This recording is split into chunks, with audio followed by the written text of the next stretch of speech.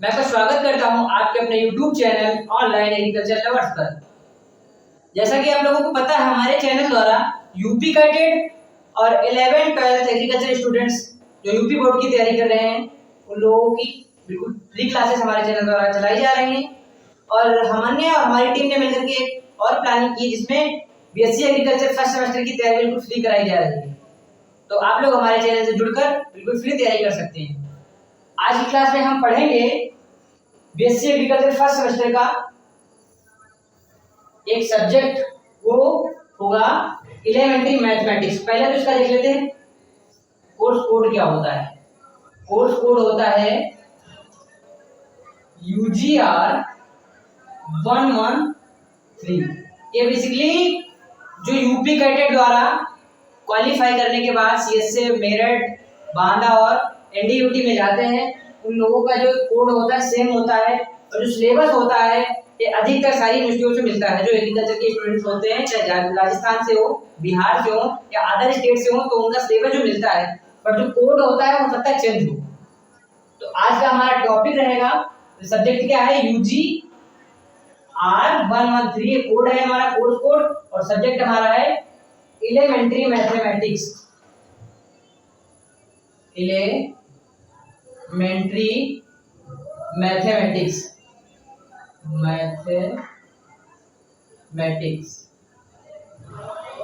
Elementary mathematics. और हमारा जो आज का टॉपिक रहेगा वो हमारा रहेगा मैट्रिक्स। टॉपिक रहेगा मैट्रिक्स। तो जो टॉपिक हमारा मैट्रिक्स, पहले देख लेते हैं मैट्रिक्स है क्या। तो मैट्रिक्स होता है, क्या होता है, in arrangement of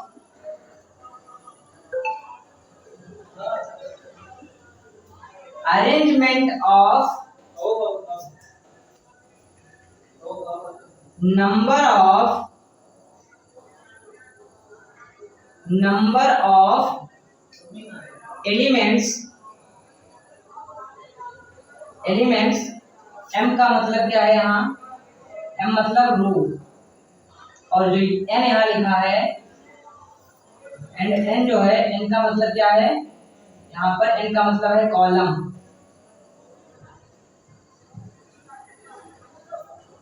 its called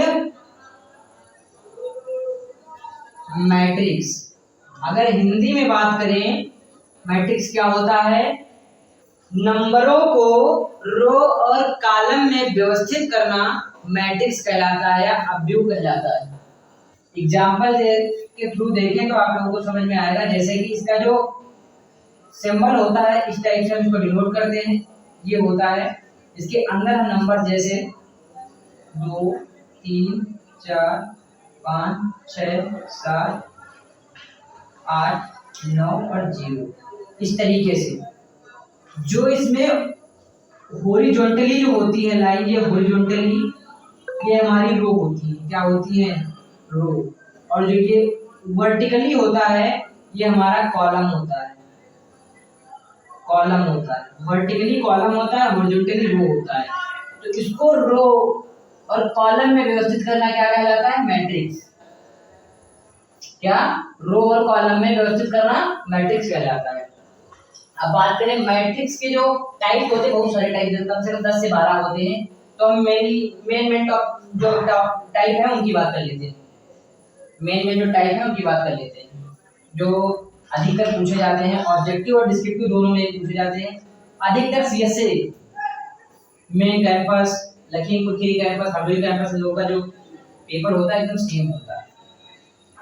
तो उसमें हम मैट्रिक्स, टाइप ऑफ मैट्रिक्स की बात करें, टाइप्स ऑफ मैट्रिक्स, इससे 100% क्वेश्चन आता है। तो नंबर 1 की बात करें तो हमारा होगा रो मैट्रिक्स।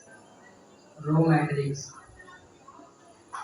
मैट्रिक्स या इसको हम हॉरिजॉन्टल मैट्रिक्स भी कहते हैं, क्योंकि हॉरिजॉन्टल ही होता है, तो इसको हम हॉरिजॉन्टल मैट्रिक्स या रो मैट्रिक्स भी कहते हैं।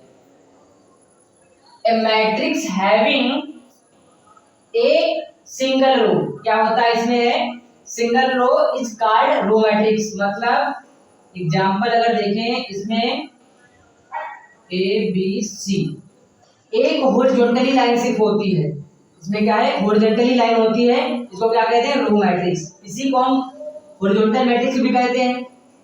एक सिंगल लाइन हो बस रो मैट्रिक्स हो गई हमारी। आगे अगर बात करें दूसरी, column matrix. Column matrix, column matrix क्या होता है, a matrix having a single column. इसमें क्या था, रो मैट्रिक्स में सिंगल जो रो थी, हॉरिजॉन्टली लाइन थी। कॉलम मैट्रिक्स में क्या होता है, एक सिंगल होती है, वर्टिकल लाइन होती है, वर्टिकल ए बी सी। इसमें सिंगल एक हॉरिजॉन्टली लाइन थी, इसमें वर्टिकली एक हॉरिजॉन्टली लाइन है, तो क्या कहते हैं, कॉलम मैट्रिक्स। आगे अगर बात करें तीसरे नंबर की बात करें तो नल मैट्रिक्स। क्या, नल मैट्रिक्स। नल मैट्रिक्स क्या होता है, नल मैट्रिक्स क्या होता है, a matrix having all numbers या all elements are zero। क्या होता है, इसमें जो रो मैट्रिक्स होता है सिंगल रो होती है, इसमें सिंगल कॉलम होता है। लेकिन नल मैट्रिक्स में क्या होता है, नल मैट्रिक्स में होता है इसके जो अंदर नंबर होंगे वो सारे क्या होंगे, सारे एलिमेंट्स जीरो होंगे। क्या होंगे, सारे एलिमेंट्स जीरो होंगे, सारे एलिमेंट्स जीरो होंगे। आगे अगर हम बात करें तो हमारा होगा इक्वल मैट्रिक्स। क्या होगा, equal matrix. Equal matrix, equal matrix चौथे की बात करें, इक्वल मैट्रिक्स। इक्वल मैट्रिक्स,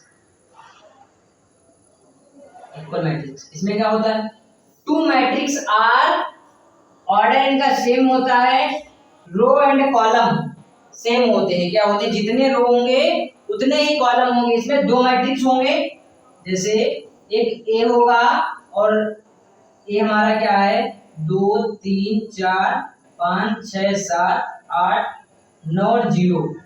और जो दूसरा बी हमारा है वो क्या है, A B C D F G H I J. इस तरीके से होंगे। मैट्रिक्स दो होंगे लेकिन उनका जो ऑर्डर होगा उनमें रो और कॉलम होंगे वो सेम होंगे। इनका ऑर्डर क्या होगा, सेम होगा। जो रो होता है वो पहले लिखा जाता है, जितनी रो होंगी वो पहले होगा। जो कॉलम, जितने कॉलम होंगे वो पीछे लिखे जाते हैं। ये हमारा ऑर्डर होता है। रो और कॉलम को नीचे साइड में लिख देना, ऑर्डर कहलाता है। तो 3 का इधर रेशियो है, ऑर्डर है, इधर भी सेम है। जो हॉरिजॉन्टली होती हैं इनको हम रो कहते हैं, हॉरिजॉन्टली लाइन रो, और वर्टिकली जो होती हैं इनको कॉलम कहते हैं।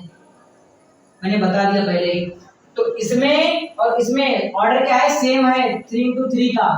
तो मैंने बताया इक्वल मैट्रिक्स क्या होता है, इसमें दो मैट्रिक्स होते हैं और दोनों का ऑर्डर और रो, वो जो ऑर्डर होता है सेम होता है, मतलब कि रो और कॉलम एकदम इक्वल होते हैं, इक्वल मैट्रिक्स कहलाते हैं। आगे अगर हम बात करें तो हमारा होगा स्केलर मैट्रिक्स।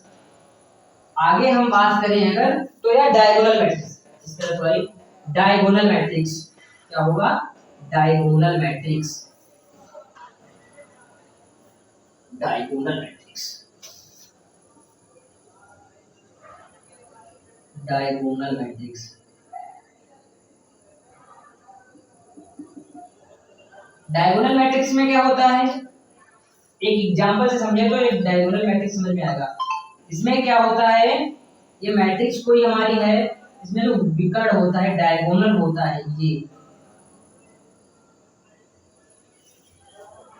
इनमें जो नंबर होते हैं वो शून्य नहीं होते हैं। बाकी के जो ऊपर के सारे नंबर बचे हुए जितने भी नंबर होंगे वो सारे हमारे जीरो होंगे।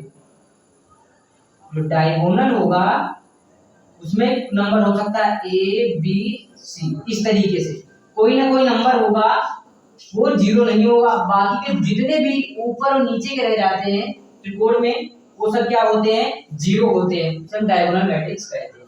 आगे अगर हम बात करें, आगे अगर हम बात करें तो होता है स्केलर मैट्रिक्स। क्या होता है, scalar matrix,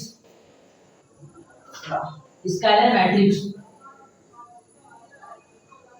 scalar matrix. Scalar matrix में क्या होता है, scalar matrix scalar matrix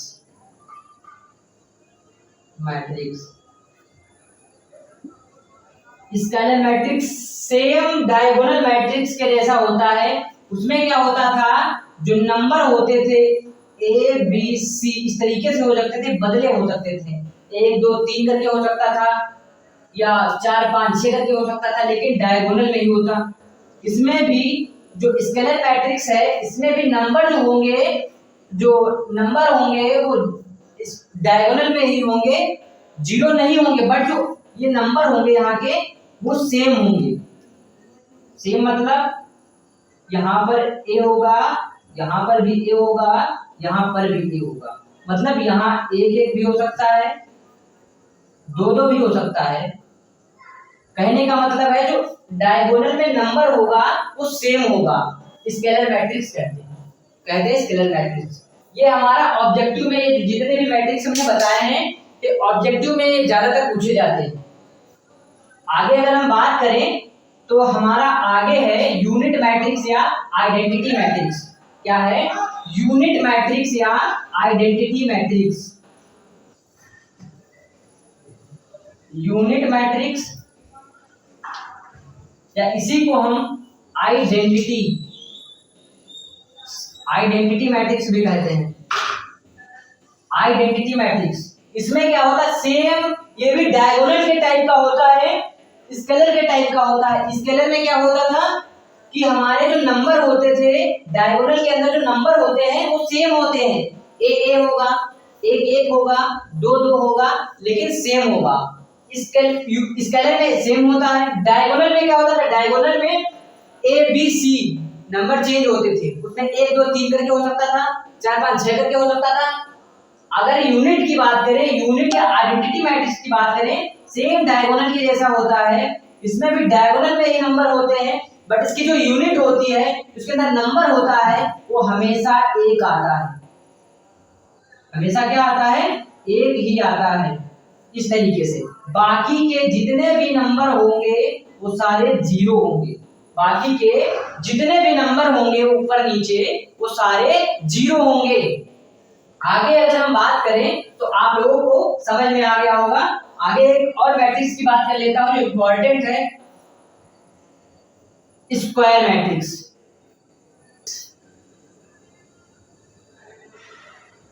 square matrix,